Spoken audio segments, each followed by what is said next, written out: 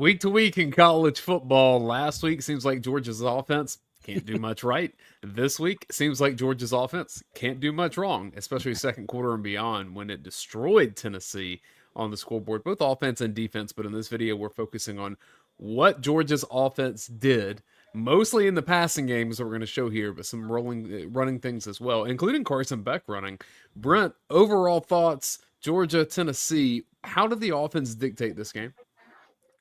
A couple of different reasons. One, like you said, with him throwing and just attacking on early downs, because you're going to see a theme. And there was very much a theme that Tennessee was going to play a heavy box. 7, 8, oftentimes 8 guys in the box on first down. I don't know why, because Ole Miss kind of just gave you the blueprint of, hey, let your defensive line that's really good kind of try to dominate and play coverage and keep everything in front of you. They didn't do that. But outside of that, your quarterback played like you thought he was going to play all year. I mean, that's the bottom line, because as we've talked about, they're a quarterback / throwing centric offense. That's what they're going to do. And when you are that, guess who has to play well and has to make decisions consistently, play after play after play? That's him. And after a very shaky start, which I thought it was about to crater in the other direction, because I had in the back of my mind about what am I going to write about post game if this goes the other way. Completely flipped, and season changed in a couple of plays, I think. This is your first time hanging out with us. That's Brent Rollins. I'm Dayne Young, UGAsports.com, most popular YouTube channel that covers Georgia. This is all presented by ASW Distillery, Oconee Gold Barbecue Sauce, and Breda Pest Management. We look back at Georgia's game. There's a lot of people who do film reviews. We hang out with us. We show you things that we saw. We don't know it all. We don't know exactly what was called or how they practice some of these things, but Brent has been around football and coached football and a lot of different facets and knows it a lot better, and I get to play around this illustrator. So let's do this. Starts with the first play here, Brent, where this was a shot play to Arian Smith, but I don't think he was the most wide open player on the field. And by the way, look at the box count, 8 in the box, and obviously Jurasic was way open, but I think this was a defined, hey, we're going to go take a shot, play one, especially with the look, by the way. When they give you the look, now if they give you a different look to start, like you're not necessarily going to go that, but this is going to be a massively common theme throughout all the things that you see is that, and they didn't really change, by the way, even late in the game, still doing the same things when Georgia was backed up. But the thing with the shot plays, and I tweeted and talked about this before the game, you have to take them because the threat of it has to be there. Just like when you're thinking about the threat of taking the 3 in basketball or something like that, or the threat of what the threat of the home run does to the pitcher in baseball, like the threat of the deep ball has to be there, and you have to be willing. And even if you don't hit them, which there. And the other part for me with this is that I'll never understand receivers. We talk all the time about defenders and taking on blocks. Why you take on the blocks? Go make the tackle. Why are you putting your hands on the defense? I know it maybe thinks you balance yourself or whatever. Go catch the freaking ball. Like, I don't need you to put your hands on the defense. Just go get it. Go put your hands where they need to be to go catch it. Because you watch him right there. Let's put my hands on the defense instead of getting in a position like you saw. If you watched NFL today, I saw Pickens one time throw up late hands for the Steelers. Just run. All of a sudden, just boom, right there. Late hands to make catches. That's how you do it. And, he's got to get better at that. But I love the shot play. Shot play. Just here's what I was pointing out here with your middle of the field. That's there, but Beck's eyes are never on it. So I agree that he sees this out here. It's like, let's go, let's take this shot. Thing that I'm most impressed with. So when was the snap? So on this 3.85 seconds, ball comes out almost 2.5, 3 seconds. Check out this protection here, Brent. Yeah, solid. And I think that was another theme. And by the way, Beck threw the ball sort of average time to throw the quickest in this game than any other game this season. And when you take deep shots like that are just catch, 1-2 throw, I think that helps that. Second play targeting Dylan Bell on the right side.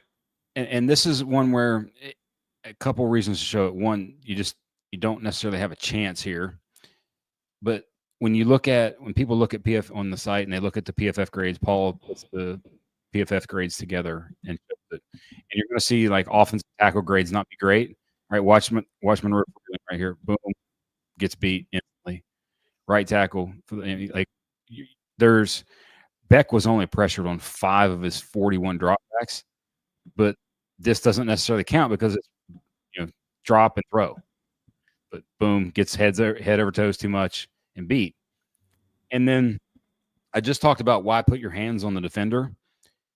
Well, if the defender, look at Dylan Bell here at the very beginning of his route after he gives him a little shimmy and then goes. The defender's got his arms on him the whole way. Well, if the defender's going to put your arm there, let's be ripping through that. Let's get rid of that. Get rid of it early. Don't need it late. Next up, we get the first action that we've seen of Nitro Tuggle. I mean, one of those, like, you just watch it and you're like, ooh, he moves well. Ooh, he looks good. I said some shades of different AD body Mitchell. type. Yeah. I mean, body type, the length. And by the way, they showed the replay on this, the one-on-one. He absolutely cooked 3 off the line of scrimmage. Instant separation. I mean, look at this. And by the way, you've got no shot to catch this ball. And this is the part of the game where you had 3 and out, and then you had sort of 6 and out punt, and then another 3 and out. Thorson makes the tackle right after this, and you're thinking, oh, the QB's off. We're just chucking it. We can't block them. Like you can't run the ball. Like a lot of negative vibes right here, especially when you're a throw like this that you're just missing, that you have all of the room in the world. I think, by the way, late second quarter, third quarter, Beck does not miss this throw like this. Do you have this as play action or RPO? This is play action to me. I'm just saying because and he's taking a shot. I mean, there's probably some bit of read to it because Wilson's working up, but he's taking the one-on-one. The reason I would say that is there's no true like he's quick with the fake. Like it's not a ride it out fake kind of thing. Yeah, he's quickly getting rid of that and taking that. Now, granted, that still might be his decision. A lot of times it's more what I know some offenses and even Coley terms PRO, where it's a pass run option, where it's, hey, I'm taking the pass first if I get this one-on-one opportunity. Otherwise, if I don't, I'm going to the run, but the run is still built into it. Because if the run is built here, he may just see this and be like, uh-oh, can't run into that. By the way, there's a lot of bodies right there, right? Second down, second down, a lot of bodies there. A lot of a lot of people in the box. I was very perplexed by their defensive game plan, by the way. Just after watching what Ole Miss did the previous week, they did actually some third down stuff they did similar, but outside of that, it was basically completely different from what Ole Miss did. So toward the end of the first quarter, Tennessee has a 10-0 lead. All the groans are beginning on the dog vent. Jim Donnan says on the watch along show, got to get Carson Beck moving, get him on the run, get him in some kind of rhythm here. And sure enough, here's a pistol that you like to see. And one that he's going to look back and be like, crap. And I think this is one where he's still pressing, because think about, all right, first and 10 here. And you go, and after the fake, his head comes to Delp right there, like back up just a little bit. Like his head is at Delp. Delp has won. He's won the rep right there. Like he's beating that guy.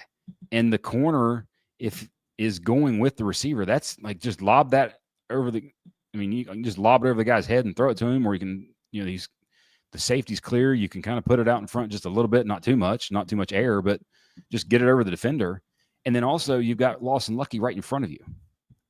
Like, so he didn't keep his eyes on the first shot long enough.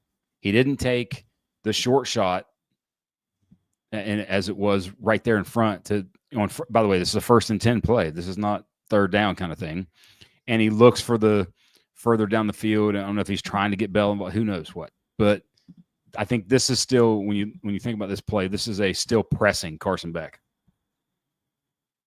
But I still like getting him on the run. Yeah. Do you like him throwing back across toward the middle of the field? Yeah, that's some dangerous stuff he's done in recent weeks, but it wasn't picked. And the way he That's what I'm lines saying. up and the way he kind of takes like 2 or 3 steps extra to do it instead of throwing it maybe when he should. Like to me, that if he's going to throw at the bell, that ball should be out right now and the ball should be on the number. Yeah. But still, by the way, after this play, like shortly after this, you get what's going to be our play of the game happens. And a big 38-yard gain to Dom Lovett. And then we're set up for moving forward. 2nd and 10. Noted dual threat quarterback Carson Beck. There's one element of this play that is this is all, most of all this is him himself. And this is just phenomenal. And he even talked about after the game, kind of woke him up thing. And when you get hit, like whether you football is a physical game, and getting hit, especially as a quarterback, a lot of times dials you in. But the underrated part of this play is, so this is, go back to the snap if you can. They bring 5. They play sort of a 3 deep match man under, matching concepts under, because they're kind of man under 3 deep. And they bring a guy off the edge, and one of the backers, when the offense is left, right there, that last one. So ideally, he's kind of like, that's Pierce that's on Freeling, James Pierce. You would think he would stay inside inside that gap, the inside gap there, and let the other guy be on the outside. But watch what Freeling does. Gets the right hand as the guy goes dips. He gets that right hand and pushes him vertical just a little bit. That gives the crease. And you have enough of a crease, and you now have 2 players in the same spot, and he has to adjust. That's what allows him. Beck does a good enough job and strong enough to get through that. But that little one-hand sort of string move from Freeling, phenomenal job from him right Similar with Ratledge to, hey, just push him back here, push him out of the way. Yep. If they want to run past the QB, and you can push them past the QB all day, every day. But I think what happened as the game goes on, and I'm sure this is one where they're coming to the sideline and the offensive line is talking to Searles, and that's getting relayed to Bobo. He's like, hey, look, we can block these guys. We feel good we feel good, us 5 blocking them. Because when you look at the pass block distribution, because I think it was maybe one of the throws to Bell earlier, or one of the throws earlier, they were keeping Delp in as a 6th protection guy. The back was even staying as a 7th and then releasing later. But as the game went on, it was just like, okay, our 5 linemen got him, and we don't have to worry about it. And then you knew Beck was dialed in with this throw, because this is among the best you'll ever see in college. And probably one of the best throws of his season. Would you have any dispute there? Is this a top 3 throw from him this season? I mean, the Arian Smith to Alabama that was dropped, I think, is one of the. I think this is the best throw of the season. But that, and what do you get though? By the way, so let's look at the formation. You got twins to the right, and then Arian Smith in the slot motioning out late. There's going to be 3 plays run off of this in this game. Mm-hmm. So the first one, you get the seam, and by the way, they play the perfect defense for this. 2 deep, linebacker on the seam with his head turned around, and much like Herb Street talked about in the Ole Miss game where Jackson Dart threw that ball, I think it was over KJ Bolden's head. You just throw it right over top of the guy's head. Boom, you're right there. And by the way, check out your boy here on the left with the touchdown hands. He is excited. I'm just going to pause this of when Carson Beck begins to throw this ball. This is anticipation. This is. Yep. And the window.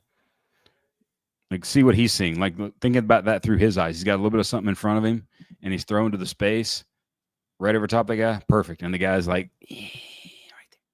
By the way, note it. You're going to note that for later. That's going to come back into play later. The Oscar Delp game. Yes. The tight ends game. A revival.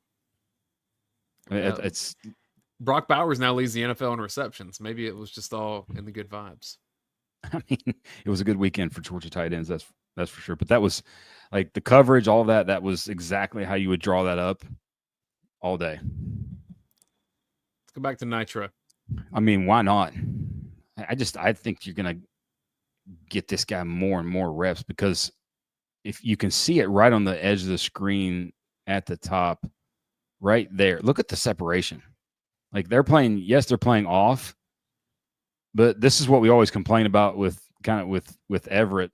And by the way, I think he even kind of got into it a little late, because if you watch Beck, he's ready to throw and Tuggles takes another extra step, like boom, he's ready to throw right now, and he has to look that little bit of ball movement right there.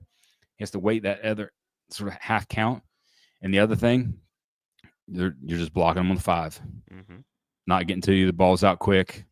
Like this, when you're talking about game plans and how it evolved over the game based upon what you were getting and what you're doing, and let some of the layering that was involved in this, it was just one of the best that we've seen in a while, especially considering the competition, because it's not like they're not like one of the more dominant defenses in college football, at least have been all year. That was easy money on first down. I forgot to point this out on the very first play, the shot play to Arian Smith, but they clapped that one too. And you could see that they were jumping off sides. Like the very first play of the game, you notice that, hey, they're going to maybe be a little antsy on our snap count, and you get them again here, and you let Arian clear and just throw it right to Lawson Lucky's face, take the shot, perfect. Boom. Right down the seam. And a couple of things also. One, Chauncey Bowens, freshman, doing enough as a pass pro right there.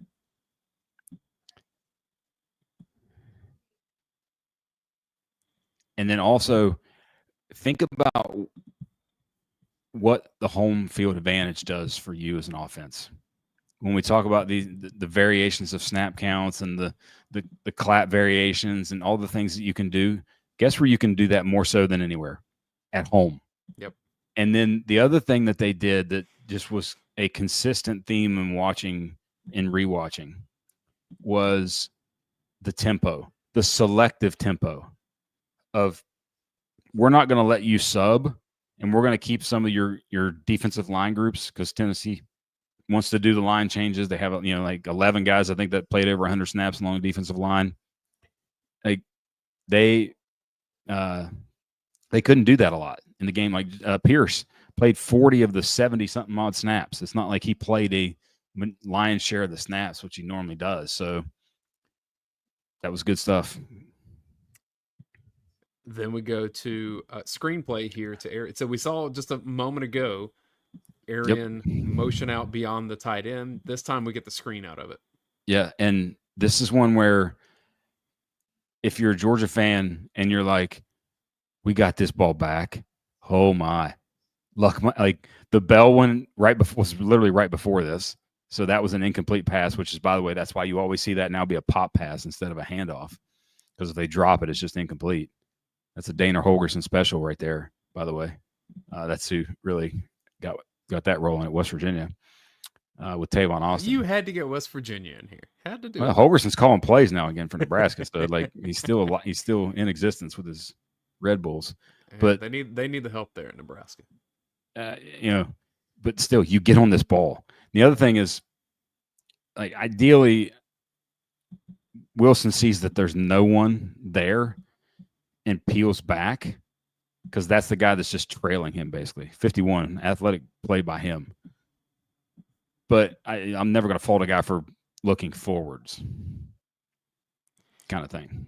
So, small thing here, but after all the grief that Truss has taken, pretty athletic move here. I mean, I know this is the job. Like, get over here quickly. Kind of occupy space there. Do what you need to. That's a quick move to the left. I was impressed. I mean, he's played football forever at Georgia. Yes, but like, just luck. This is one of those where it's like, hey, sometimes better be lucky than good. Yeah, and we'll see another variation of this in a moment with a different kind of action off of it. So Georgia was in the bag a little bit. What a game from Bobo. Yes, it very much was. Like, very much was. Now, this is one where I'm going to say take it all day, every day. But if you're just a little more patient, you got a touchdown. Back here? Right there. Dom Lovett in the middle of the field. Yep. All right, so, like, by the way, look at Tennessee's reaction to all that. And they flow quickly to the football. And even the edge guy pops out a little bit. And because the edge guy pops out a little bit, you've got a little extra time, and that safety is committed now to going to the left. And yeah, because you've got the underneath route, you've got nothing but space there. That's one of those where it's like, okay, put that in the bank for later. But no, I think this that's is tough one because never. the internal clock is going, you know? Oh yeah, yes, exactly. And you never want to complain about the check down. Like you're not putting the ball in harm's way. You're moving the ball forward. All those sort of things. But this is one where it's like, ooh, just if you just had waited just a little bit longer, you might have had a touchdown. But no, this will work. Been? Yes. How about another little rollout this time to Arian? I thought this is one perfect. This is one where you like, because sometimes you watch plays, and like we talked about last week, the super counter to cash, where I made a comment like, hey, they probably put that in practice that week. This is something that you've been practicing for a long time, because you don't throw this ball on the move with this level of anticipation without practicing this. Because his back is to you right now. Yep. So you're throwing it to that spot. That's as good as it gets from an anticipation standpoint. I love the call, again, the movement. Because we had seen up to this point that we're halfway through the second quarter, we'd already seen a couple tip balls from up here. Tennessee's getting the hands up. Harder to do that on the run here. Yes. You open up the passing windows. And they had enough off coverage there for you. And you know, third down, they played some 2-man. They played some straight man and brought some people but you know, they also run some off stuff, and you get the right look here based upon the trips to that side. Good job protection. I remember Stetson at Missouri, I think in 22? That was the at Missouri game. Doing a little, like he was struggling a little bit, and then they did this and got him going. Now, with this being 3rd and 6, it's either this or you're kicking the field goal, right? Yeah. That's your options here. Pretty much, yeah. Especially with that look. Especially with that look. How about Delp's second touchdown? This was a thing of beauty. Yes, and the Monroe, look at the formation, by the way. So you have the tackle over. Look at Monroe Freeling in the sort of slot receiver, slot tackle, whatever you want to term it. And Lucky's the backside tight end here. That space there. And this is the exact same thing they did a week ago against Ole Miss and got Nate Frazier with the touchdown, right? And we were talking about, hey, Ole Miss, why did you double cover London Humphreys? Well, this is the action off of it. And look at there's all of those guys are just downhill flowing. And that's one of those things that you can identify on tape as you prep for team, and how disciplined they are, how much they flow the football. And I think that was evident that they identified an over aggressiveness in a way from Tennessee's second level players. And by the way, the guy again, same guy, touchdown, same hype man. Yep, right there, black jersey. Yep, see, same guy. But no, like you said with the tight ends, by the way, prior to this game, so you had Jurasic, Delp, and Lucky. Their combined per game average, the three of them, was 3 catches for 45 yards. And then they had 10 for 130 in this game. So big time stuff there. Praise for Carson Beck for the touch on this pass, because I've seen so many quarterbacks, when you have the wide open thing back of the end zone, the sails sometimes because you see it and you get excited. Yeah. Very easy, very catchable, does the job. Throw the completion. Very 2 much touchdowns for Oscar Delp. And by the way, also our newest intern, Harrison, great kid, works hard, watches a lot of film.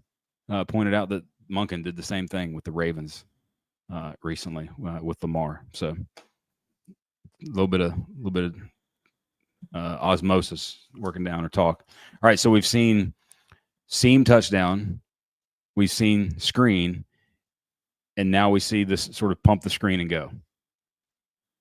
And like thing of beauty, ball placement right where it needs to be. Tight ends making plays. Turn. Yes. Like that's it's I wrote this after this morning for the game, but to me, the hallmark of Georgia's offense over the past few years, since 21, not so much in 20, but 21, everyone's a threat. And the target distribution is always, 4 to 6 with a bunch of people in that realm. And they got back to that, I think, in this game and really featured everybody more so than just, hey, we're just going to go to these guys kind of thing. Well, main thing that Coach Donnan pointed out to us on the watch along is that 35 right here, Georgia was picking on this guy. And so when you get this motion, what you're saying is Arian Smith coming out here, taking this man with him. 35 is now one-on-one with Delp with a lot of space. Carson Beck sees that, likes it, boom. Their exciting white in the secondary is not quite as good as Georgia's. Yeah. Dan Jackson's who I'm referring to. For those I'm I knew you knew. I knew you knew. I knew it. I acknowledged it. And here we go. I respect it. So that was the shot to Delp. How about a little toss to Frazier? I haven't talked about run action very much. No, and it's one where this kid just runs so hard. So fun to watch run. And this could have been a touchdown, by the way. And it's not a touchdown because Oscar Delp did his job too well. Because if you watch this, watch as Delp comes down and cracks on the D end. Right there, he hits him into Fairchild's back. Like, see how Fairchild gets bent back? So he now is, that guy comes off of him right there. Like, because Fairchild's trying to reach him to that outside shoulder, and Delps brings such a forceful block, knocks him off, and that guy slows him down because look what the corner does. The outside player does, dips inside. Like the cardinal sin of corner play. If he had a straight line run there to that, he's housing that thing. Maybe not because he lost his but he wouldn't have lost his shoe if he wouldn't have had that. Nick Chubb scored a touchdown without a shoe once. It doesn't matter. You don't need shoes. Yeah, but like if that guy's not there and he's full speed right now, because all those guys went inside, that's 6. Or that's the backside safety is the only one that's got a chance. So you're close in the run game. All right, this was one of my favorite plays of the game because you don't even want to know what was yelled in my house when this happened. I kind of want to, but it has some words. It started with holy. QB power, because this is all right. 2 tights. By the way, and Delp in the sort of inside sniffer roll there. Look at the double team from Urosic, by the way. This kid, 84, just has made himself an SEC football player throughout the season. And then you get the pulling guard and Fairchild, and you get a read. Now, I will say, if I'm going to pick nits here, we needed one more shuffle. But, hey, Dayne, we've been doing this since 2019. I don't even think they did this with Fields in 2018. And he's the perfect one for it. I don't know that I've ever seen true QB power read like this. Maybe with Fields, maybe. And it'd be one play that just was in a sort of nondescript in a game. But definitively, since we've been doing Film Don't Lie, they have never run this play. It's even funny you say that. If someone can point that out, I mean, after the Saints today with Taysom Hill, I was thinking, Justin Fields needs to be used that way in the NFL. Georgia they haven't done that even when they had a Fields. This maybe a little. And by the way, 3rd and 2 is the perfect time to do this. Like the dog jumped up on the couch at me because I yelled so loud when I saw this. You still had the 2 timeouts. You moved the sticks. Oh gosh, I was. Perfect. You can't even begin to say how excited I was to see that play. And like this, you talked about Beck when he took a hit earlier in the game. Like the juices were already flowing here because he had played great in the second quarter. Like, but if they're not flowing and you get this, oh man, you jump up with so much confidence after that. Well, and the beautiful thing now is think about where Georgia is in the totality of the season. They're in playoff mode. They're also in don't give a rip mode at this point, right? Now the next game and then Tech, okay, you don't want to do this then. But when you have this in your back pocket as a maybe for in a playoff game, like who cares? Pull it out, like use it. Like phenomenal. Great stuff. I 19 can't say seconds left. Georgia I, trying to get a touchdown. They end up settling for a field goal. One of the reasons and should why. have had a touchdown. It's a great play call. This is a great everything. You just a little bit rushed, a little bit of pressure here, by the way, because you don't get the pass off on the right side. Truss and Ratledge doesn't get back quick enough, so you can tell he feels that, gets rid of it early. Freeling's kind of, and I also think his drop's a little too deep here, but it saves him. But he's getting beat a little bit, so that hand's in his face. So he's just like, all right, I'm gonna get rid of the ball before I get crunched. But the beautiful part of this was the route combo.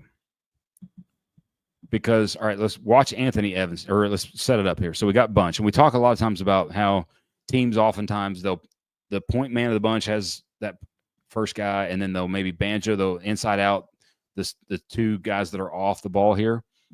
So watch Evans create the release. He goes outside. So 5 goes outside to, if they are doing that type of coverage technique, to get that guy to stay with him, and then boom, works it back inside. And then that's when Lovett comes off him. Like, that's perfect execution. And if he throws that thing on the back side of the G, that's an easy touchdown. That's a stand there, catch it, hand it to the DB, and get a taunting penalty touchdown. And it's done in a very clean way where you're not running the risk of getting a pick called there. Right. Because that's the idea, is to do a little crossover there. Yeah. But and Lovett set it up perfectly. Pick. Yeah, it's great design. You just missed one. You had to rush it a little bit. You put it where there. He didn't have time to see the cleanness of the break, because he's throwing that, by the way, as they're kind of bunched up.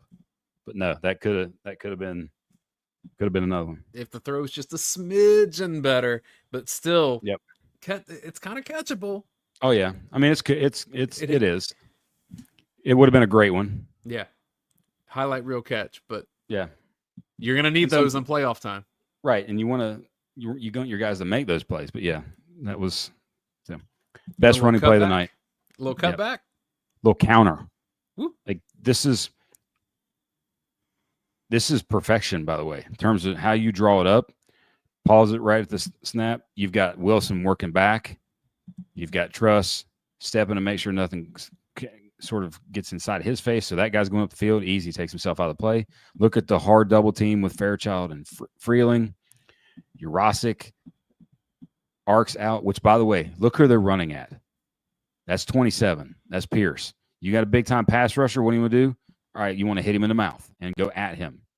Ratledge gets a good little – I mean, he takes it on well, but you blocked it too well there. Freeling comes off. Lucky leads. Like, that is counter drawn up and executed borderline perfectly. Chip up. Boom. Take him where he wants to go. You stay there. If you stay on that block, you might get a little more, but still, that's as good as it gets. If they do that consistently, or at least 4 to 5 times a game, the running game will exponentially grow in terms of its execution level or importance and impact. From a personnel standpoint, the things that have changed to make this a little bit more possible: 1, Ratledge being back and healthier. He really couldn't play against Ole Miss. But then we keep saying it, Jurasic felt unplayable 6 weeks ago.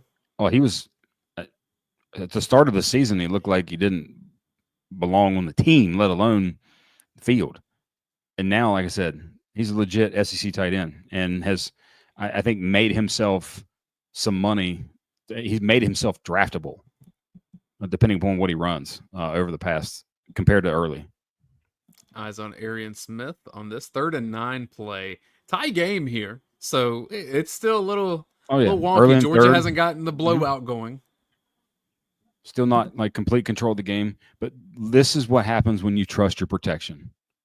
Like, oh, cash, no, work around. All right, I'm going to find the void, and then boom. Throw a strike, first down. By the way, how many 3rd down catches has Arian Smith made this year? A lot. Seems like he's got 37 on the season and 23 first downs. This, to me, Brent, was 2 guys that have thrown and caught a lot of balls between each other. Yeah. Played probably on scout team together back in the day. They've been at Georgia forever. Both been there for 5 years. Because at this point, it feels a bit like a scramble drill there, where Arian's like, find the gap and go help my guy. Yeah. I mean, yeah, protection. 4-man, but still, this is a good 4-man unit. Ole Miss And was they're getting passing it pressure off the field. off. They're working, taking guys where they want to go. Like that's as good as it gets, and that's where you want to. That's where you think you're being. And we talked about this. I know I had sort of talked about it on the dog vent. Hey, get your 5 healthiest guys and play them, until they can't play again. Until they show they can't be put on the field. And those 5 guys played all 76 snaps. Them and Carson Beck, the 6 guys that played all 76 snaps. Speaking of Carson Beck, They say just go make plays. By the way, this when you wonder why PFF grades aren't, like, hey, Beck didn't get touched. How is your left tackle's grade really low? Well, right there, he just got whipped pretty good, but your quarterback makes a play. And we've like the thing that's amazing about him and the running part. It's not like we haven't seen it. Like he's made, like I remember South Carolina last year where he dipped like under a guy and went through for a first down or touchdown. Like he's consistently made plays with his feet. He's just like it's not his. It's when it needs to be. But these were more impactful plays, it seemed like, in this game with the running. So that was kind of, to me, what made it stand out more so than anything else that we've seen this year. this felt a little Stetsony. Yes. That's a great way to say it. And I must point And this by the way, out. they were in man coverage, so that's so they go again 2-man or just sort of man across. How about that respect for Cash? Yeah. Hang player, coverage out of the backfield, and then boom. Yep. So let's see, scramble touchdown. This Humphreys on the crosser. Yeah. By the way, pause it again. So now we're late. So right before the snap, pause before the snap. We're late in the third quarter, and granted, they're on the 20-yard line. But has Tennessee adjusted in any way, or have they said, "Hey, no, now they're down, so maybe now they're even more. They get kind of desperation mode, and there are 9 in the box and under center play action. And look at you get 2 guys with like Humphreys comes across on there. I think it's Delp as well. Comes across. He's open. He blocks for a little bit, then comes. Like both those guys. Look at there's all these guys chasing them. And then those 2 guys are WAO. Wide, R's open. That's a perfect one. But by the way, you think play action doesn't work independent of running game success? Does the running back and or quarterback go the correct way? Like he faked it to air. Like a good fake on air there. The running back went left, you fake the ball to the right, and still look at the reaction that you get from the defense. So there's prime example A of does the run action, and by the way, had Georgia dominated in the run game at this point in the game? No, not at all. It works independent of play. Like their defenders are taught things for a reason, and they react because of it. Humphreys, by the way, another good game from him. This was as bold of a call as I thought Georgia had in this game. Touchdown lead, fourth quarter. Tennessee hasn't had offensive momentum. You just feel like Georgia's trying to begin to do the death march, run the clock thing. And Bobo's like, that's what you think?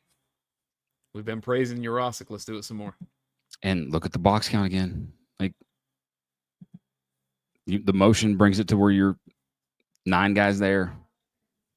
This is borderline like too easy.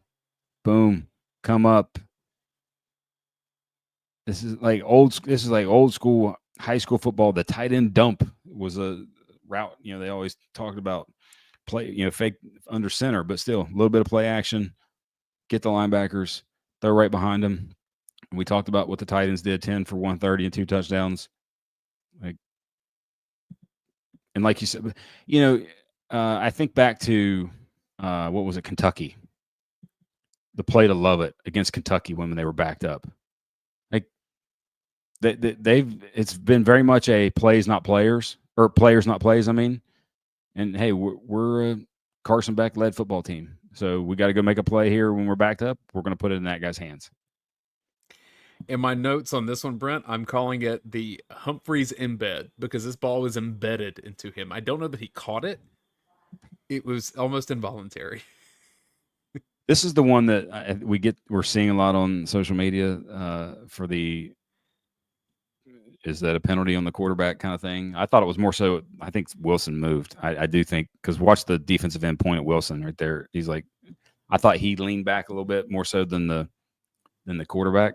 But the also thing is, I think he thought they jumped off sides.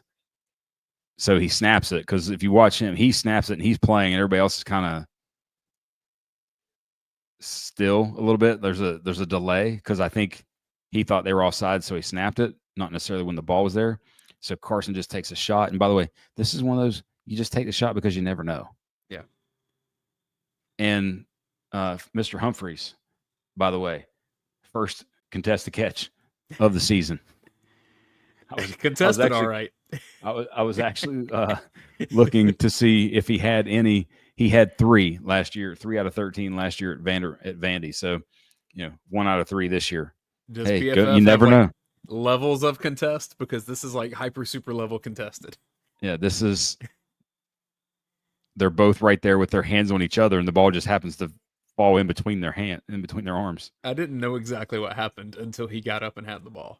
I mean, by the way, there's no flag. I'm pretty sure nobody threw a flag either side. So this was a huge play because it's 4th and 2 if you don't get it. Ginormous play. Now we're going to love it. 2nd and 7. The quick game, the RPO game, when they put so much, like, look, again, it's an 8, 7, and a heavy box count.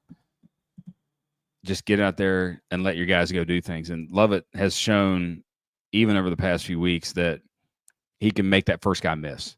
He is consistently going to either break and or make that first guy miss. And that just makes it easy on the QB. And take it when it's there. When they're in that type of coverage, and when you have the hat on a hat, when you have one blocker and then one defender that your guys got to beat. And by the way, Arian's shown that he's not going to get like debilitating holding penalties, and he's going to be on there at least long enough to do something. That's good work by him. Arian also, Dom, shows how he's willing to play physical here and try to get that extra yard. Boom, try to run through him, first down. Like always talked about the running backs. A lot of times when the easiest thing to do is when you think you might go right or left, just go right at them, go right through their chest. Little roll. Oh, this was beautiful to me. This is another one that the folks were probably not happy about, where Arian was kind of like, he kind of motioned and then he reset and then he went again. But under center play action, bootleg action, I mean, that's just beautiful offense. All right, this is one thing I've been thinking about. There's a world to me where Carson Beck is a way better pro quarterback than he, even more so than he was in college. I agree with that. Because he'll play in an offense like that. He'll go be Kirk Cousins and what Kirk Cousins is doing, but do it with a little bit more mobility and arm strength. But that under center play action game, like, he's built for that. He's built for that kind of offense. I mean, also generally all the things that we've heard about his like personality and people questioning leadership and all that, like some of that changes in the NFL when it's a job and people are dealing with families and stuff. Like, you're not always hanging out like all the 20-year-olds in college are. And he's a lot older than a lot of the teammates now anyway. So he's maybe kind of halfway dipped into that world already. And yeah, I think there's a good chance that he's in the league. Worst case, like, guy that, when someone gets hurt, he's ready to go run an offense for a while. Like, he could totally be a Sam Darnold in the NFL. Or like a Mason Rudolph, worst case. Yeah. You're talking like where you're around for a decade and you're a backup and you start halftime. But again, worst case.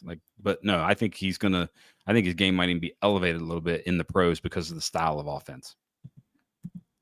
I thought we were you can't have Chaz and Cash on the same play, because they were the same number, so someone has to put on. Cash has the extra jersey because for special teams. Right, sometimes. You can put on the dummy jersey if you want to, but we get Chaz Chambliss in here at fullback, and we've seen Michael Morris do this some this year. We've seen in previous years it was Austin Blasky, go back to Jordan Davis and Jalen Carter. This is the first time I can remember it being like an edge guy here at fullback. Is he not built for this though? Yeah. And by the way, if you give me the choice of him versus Mike Morris, I'll take him. because you never know. You might be able to slip him out and throw him the ball.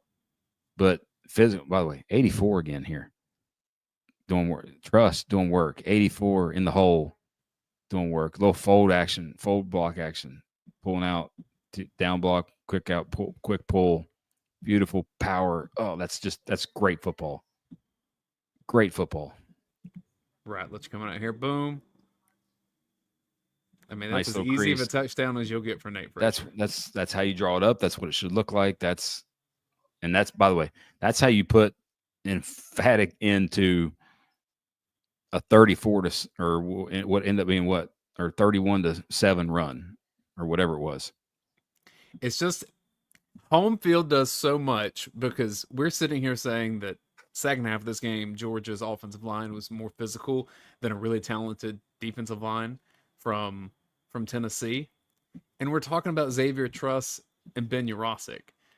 Yep. And man, they've been mother bleeped on all the message boards this year and for their careers. Like, and sometimes for good reason. Like they've been inconsistent. Yeah. But in this game, you see, oh, okay, maybe that's what they've been showing in practice a little bit more. Maybe when you get at home and things are kind of flowing in the right direction and your quarterback has confidence and your back's against the wall in the playoffs and everything, like this is what Georgia can be. This is, in fact, Ole Miss may be the outlier for this team. First half Alabama may be the outlier. Maybe this is what more of Georgia is. And frankly, Brent, I like Georgia's chances to host a playoff game right now. I agree. I think Tech's going to be a little maybe tougher than you want it to be just because of but being at home again is going to be a big deal. And you never know, maybe they'll have the black jerseys and it'll be Black Friday and a blackout with black jerseys. I know that got you fired up on the post-game show last night. That was awesome. That's fake juice, my friend. But I will say the beautiful part is there is a very minimal path where they play in the SEC championship game. And that's a good thing. Georgia would need Texas or Texas Alabama to lose. Alabama to lose again to Auburn. Like that has to happen. I think that's the only way it happens. Because if Texas wins out, it's Texas and Alabama.